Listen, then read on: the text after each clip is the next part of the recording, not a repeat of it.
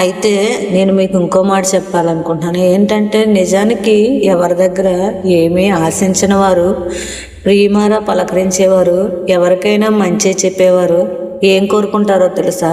ప్రియమార పలకరింపు మాత్రం కోరుకుంటారు.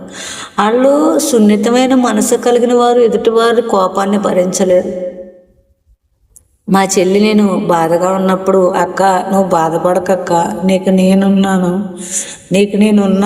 అని చెప్పేది. ఇప్పుడు నాకు ఎవరు చెప్తారు నేనున్నానని? ఎవరో చెప్పరు. నాకు ఏడుపు వస్తే ఒక్కదాన్నే ఏడుస్తాను.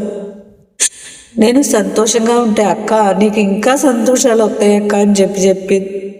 నేను చాలాసార్లు నా కుటుంబంలో నా యొక్క పర్సనల్ విషయాల్లో బాధపడుతూ ఏడుతూ ఎక్కడన్నా మూల ఎవరికే కనపడకుండా ఉన్నప్పుడు అది ఏమనిదో తెలుసా? అక్క ఎప్పటికైనా నువ్వే బాగుంటావు అక్క, ఎప్పటికైనా నిన్ను ఆళ్ళేళ్ళలో తిట్టారని నువ్వు బాధపడద్దు అక్క, ఎప్పటికైనా నువ్వే బాగుంటావు అక్క అని చెప్పని. మనం బాగుంటాం అనేది కాదు, నాకు అప్పుడు అర్థం కాలేదు.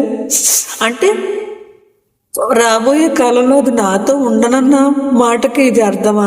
నాకు ఒక్కొక్కసారి అనిపిస్తుంది, మనం బాగుంటామని ఎందుకు చెప్పలేదు చెల్లి? నువ్వే బాగుంటావు, నువ్వు లేనప్పుడు నేను బాగుంటానని నువ్వు ఎలా అనుకున్నావు? నేను బ్రతుకున్నంతకాలం నా చెల్లి కోసం ఏడుస్తానని నీకు తెలియదా?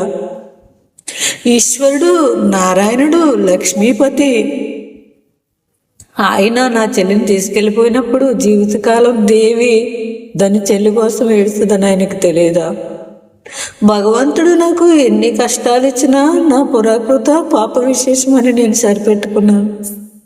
కానీ అందులో మరీ విపరీతమైన కష్టం అని నా జీవితంలో ఏదైనా ఉంటే అది నా చెల్లి మరణం. నా చెల్లి ఏం జీవితం చూసింది.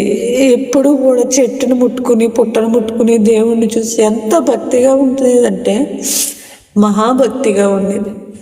భగవంతుడు మా అక్క చెల్లెళ్ళ బంధాన్ని అంత సులభంగా ఎలా తెంచాడు, ఆయనకి జాలి ఆయనకి ఎలాగా అంత కర్కశంగా ఉండాలనిపించిందో నాకు అర్థం కాదు.